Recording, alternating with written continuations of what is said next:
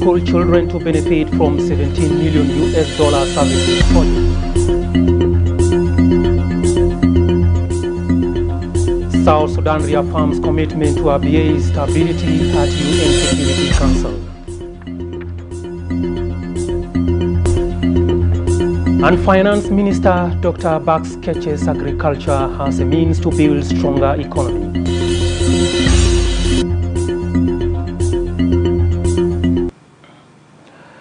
Good afternoon and welcome to SSBC News at 1. I am Duku Wilson taking you through this news bulletin at 1.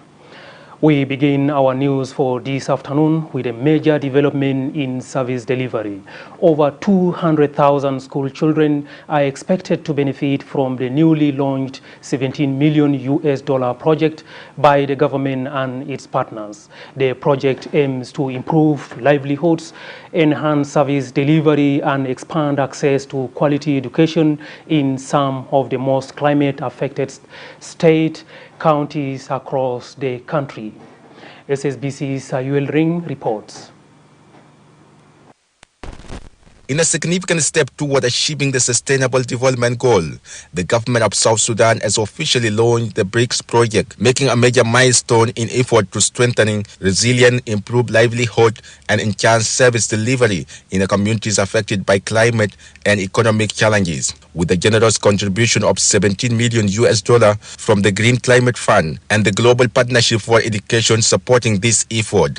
Addressing the occasion, Vice President for Service Cluster Josephine Joseph Lago said the government expects positive outcome in learning environment and better result for the children in areas most affected by the climate change. We have also heard from His Excellency President of the Republic that he prioritizes education. Education is one of the sectors the President himself has prioritized.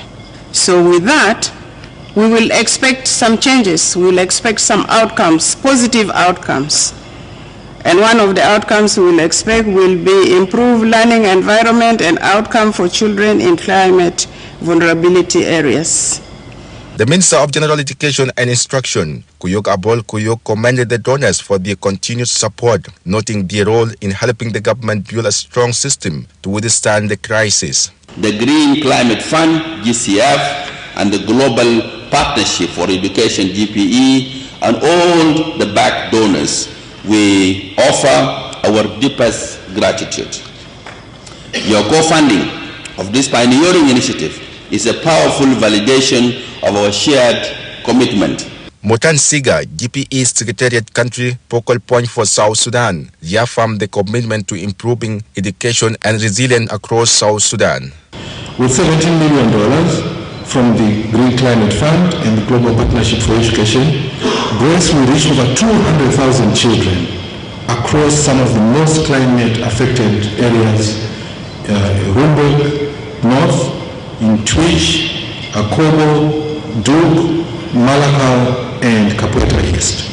And that is unprecedented. It's a powerful signal that education is not only a victim of climate change, but also a vital part of the solution. Deputy Speaker of the Children in Parliament, Save the Children, Agot Alier Garang, said the launch of the BRICS represents the promise of hope and better. It's a promise that the children of South Sudan will grow in a country that believes in building rather than breaking. 4 years BRICS program, journey towards resilient development and inclusive development, giving hope to strong nature and shaping the future of South Sudan for generations to come. Ayuel Narop, and this is SSBC News. The Association of Gynecologists and Obstetricians says it is struggling with issues related to growing maternal health and gender-based violence, among others, needing support from the national government. The association's president, Dr. Zakaria James Malel, led a team to update the Vice President for Gender, Youth and Sports Cluster, Rebecca Nyandeng de Mabior, on the mandate and challenges facing the association, inviting Vice President to attend their upcoming November scientific conference. Our purpose for meeting is to brief her on health challenges that are related to maternal health, and specifically things that are related to gender issues, We know very well that we have a high maternal mortality rate in South Sudan, and some of contributing issues to this high maternal mortality rate are things like early marriages and GBV. So it's our mandate as an association to ensure that we involve Her Excellency and to seek a way forwards, and we'll give our suggestion on how we can improve maternal health in South Sudan.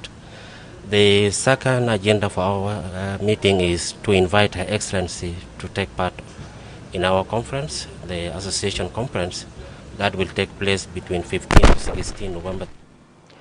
Turning your attention to the humanitarian situation in Upper Nile State, Senior Presidential Envoy on Special Programs, Adud Salva Kiir, pledges humanitarian support to communities in the state that have been devastated by floods and the continued arrival of returnees and refugees from Sudan, creating a relief crisis.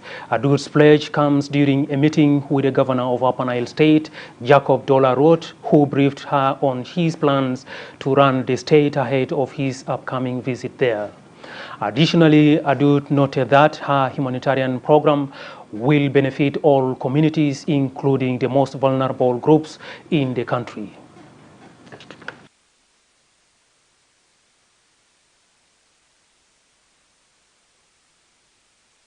Crossing over to New York, UN headquarters, where the government has reaffirmed its commitment to peace, security, and stability in Abyei's region. Speaking at the United Nations Security Council in New York, the Deputy Permanent Representative and Charge the Affairs, Ambassador Sabino Edward, delivered South Sudan's statement on the Secretary General's report concerning Abyei. More in the following report. I now give the floor to the representative of South Sudan. During the United Nations Security Council meeting on Abyei, the Deputy Permanent Representative, Ambassador Sabino, expresses appreciation for the vital role played by the United Nations Interim Security Force in Abyei, UNESFA, in ensuring the protection and well-being of civilians. He stresses that the presence of the South Sudan People's Defense Forces within its own territories is exclusively to protect communities and prevent intercommunal conflicts in the region. UNISFA, the government of the Republic of South Sudan, wishes to express its appreciation for the vital role played by UNISFA in ensuring the security, protection, and the well-being of the people of Abyei. We value the genuine efforts aimed at improving the lives and livelihoods of our people in Abyei. We also welcome many elements of the Secretary General's report and the ongoing endeavors toward stability and security in Abyei. He dismisses allegations of status of forces agreement violations as generalized, elucidating that administrative delays or searches are based on legitimate procedures and credible intelligence. South Sudan has no intention to hinder or intervene in UNISFA's mandate. The presence of South Sudan Defense Forces, SSPDF, in South Sudan's territories is meant to protect civilians and discourage inter-rivalry. Mr. President, in regard to the allegations of SOFA violations, South Sudan feels that these are often generalized and lack specificity.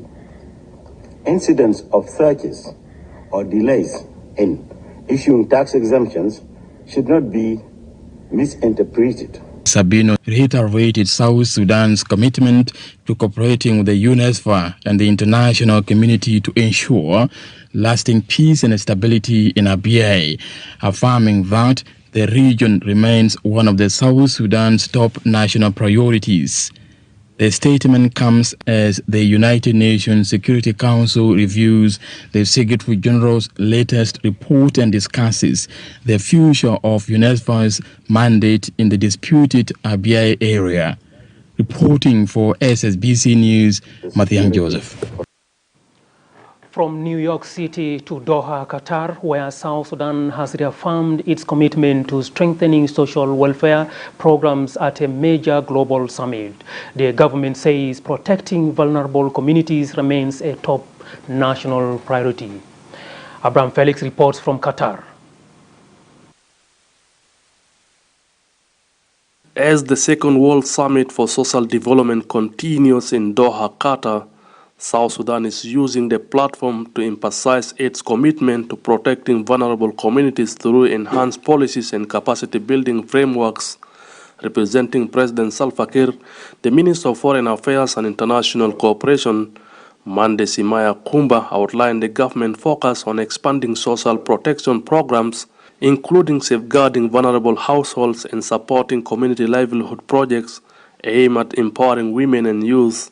The minister remarks underscore Juba's broader commitment to tackling social challenges and promoting inclusive growth. Our vision as a government is clear: a peaceful, inclusive, and prosperous South Sudan, where every citizen can live in dignity and realize their full potential. We are therefore prioritizing social protection programs, including the productive safety net program, cash transfers, and vulnerable households. In a separate engagement, Minister Kumba held a bilateral meeting with Qatar Minister of State for Foreign Trade, Dr. Ahmed bin Mohammed Al Sayed. Discussions centered on deepening strategic partnership and expanding cooperation in trade, investment, and agriculture. The minister also met with prominent Qatari businessman Faisal bin Qasim, exploring new opportunities for Qatar investment in South Sudan developing economy. Analysts said the outreach reflects Juba's drive to attract foreign investment and diversify its economy partnership in the wake of the summit. Abraham Felix, SSBC News, Doha, Qatar. The Minister of Justice and Constitutional Affairs, Dr. Joseph Genga-Kech, and the ICRC delegation led by Florence Gillette discussed cooperation between the ministry and the International Committee towards strengthening and upholding international treaties in line with the South Sudan Constitution. Discussions also explored the need to expand capacity-building cooperation for legal cadres.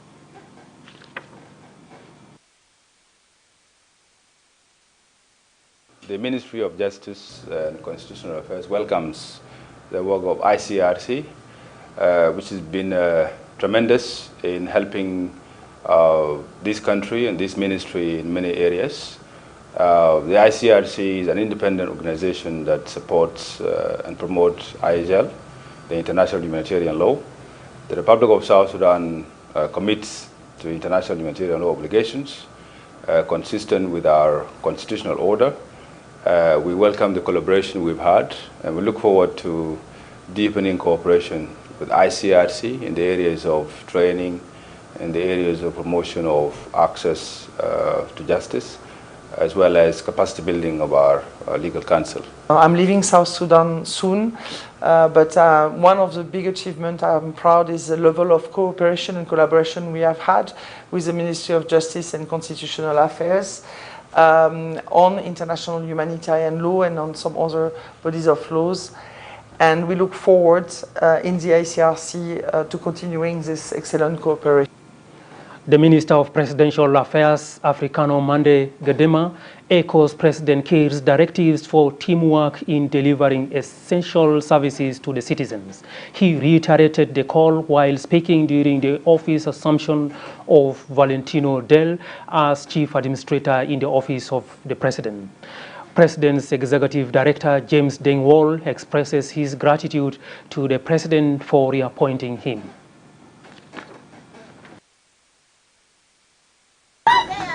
إدارة مهم بالنسبة لي لأنه في حاجات كتار من بيعرفوا أنا ما بيعرفوا لأنه دي الناس اللي عندهم experience دي الناس اللي بيعرفوا حاجات بلد ماشي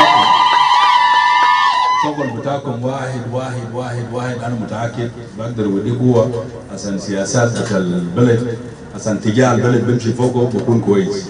دين لما نتعاون مع بعض في شغلهم كل شيء بمشي بطريقة صح. اتفاقات بين الناس ويجوا فاميلي بتاع مكتب الرئيس. الناس اللي قاعدين في حتة واحد زي اللي قاعدين في بيت واحد. قاعدين في بيت واحد بيقولوا أسرة. لأن الحين ناس الأسرة بتاع مكتب الرئيس. ونقدر نتعاون في بعض، نحترم بعضنا عشان نقدر نبني الفلوكة قدام بطريقة صح.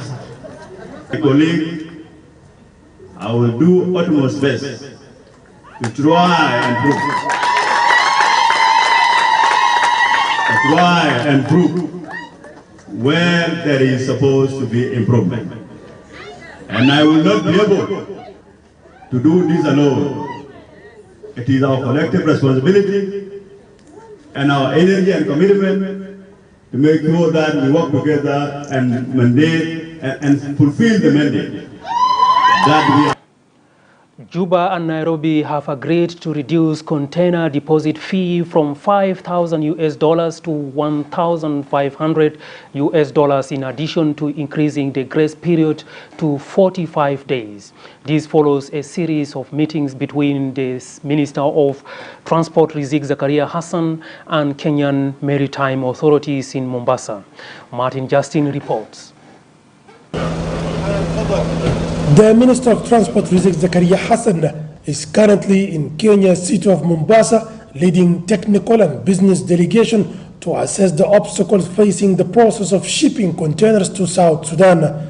The Governor of Mombasa County, Abdul Samit Sharif Nasir, confirms that his government will do its best to remove obstacles against goods proceeding to South Sudan. We are more than willing to support in any way possible that we need to be able to get done. You have our blessings and our support on that. And without South Sudan having their cargo passing through Mombasa would be a dip in our revenues as well and the economy of Mombasa in general. The Minister of Transport Rizik Zakaria Hassan explains that the meeting is part of the surge of sustainable solutions to addressing the issue of high price in the country.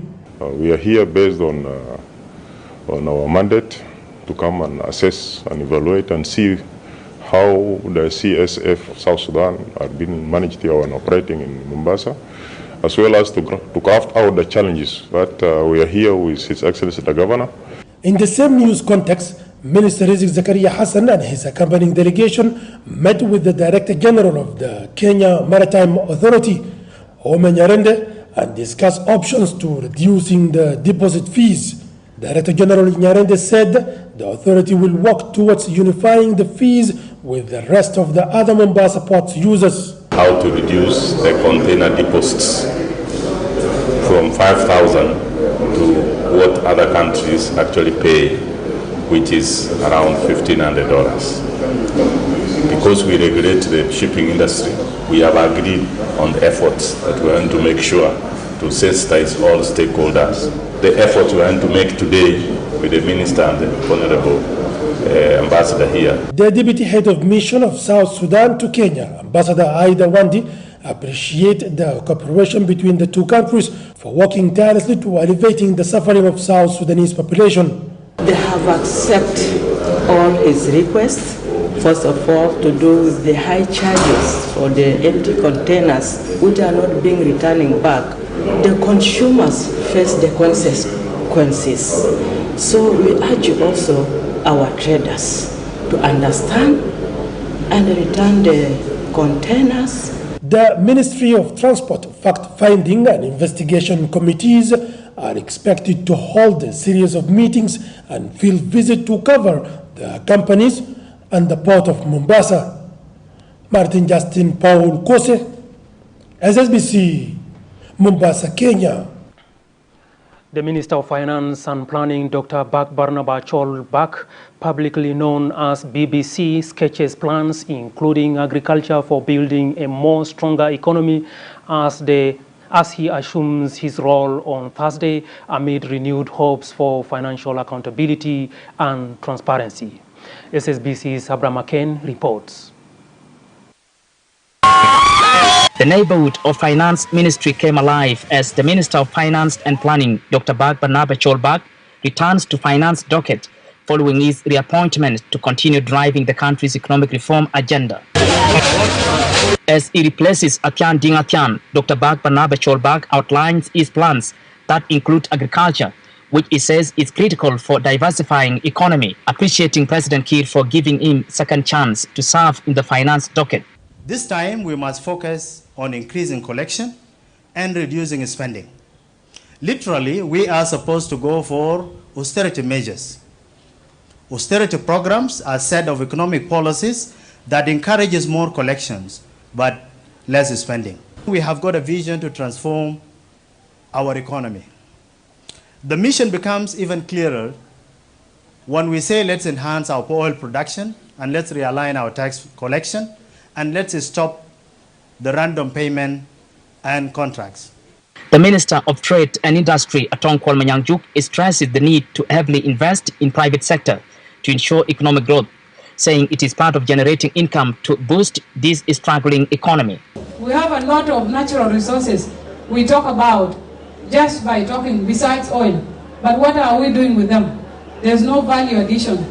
Some of them are exported, and even those countries are the ones who go and add value to even benefit from those resources. Petroleum Ministry Under Secretary Dr. Chol Deng Thon confirmed that South Sudan's oil is safe and affirmed the continued coordination and cooperation with the Ministry of Finance in supporting the welfare of citizens. I can assure you that the oil is flowing to the marine terminal in both Block 1, 2, and 4, Block 5A, and that's the Nile blend, and also Dar blend is flowing to the marine terminal in Sudan from Palod. So let us rest well in our ears that oil is still flowing. Both the first Under Secretary for Finance, Garang Majalbol, and Governor of the Bank of South Sudan, Dr. Adisababa Otto, reaffirmed commitment to deepening coordination between the two institutions to advance economic policies and maintain currency stability. Staff and supporters welcome him as he begins his duties on Thursday, marking a crucial step in the finance domain. The reappointment of Finance Minister Dr. Bag Barnaba Chol is widely viewed as a significant step taken by the President towards economic reforms as he looks for a solution to economic crisis in the country, with citizens now expecting the new minister to begin implementing the reforms starting from where he stopped during his first tenure in office back in 2024. Abraham Aken, SSBC News at the Ministry of Finance, Juba. The National Transformational Leadership Institute at the University of Juba, in collaboration with gender authorities and UN Women, is conducting a follow-up on gender equality in public administration to track the implementation of the 35 gender quotas in public administration. Find more in the following report by Habate Simon Godo.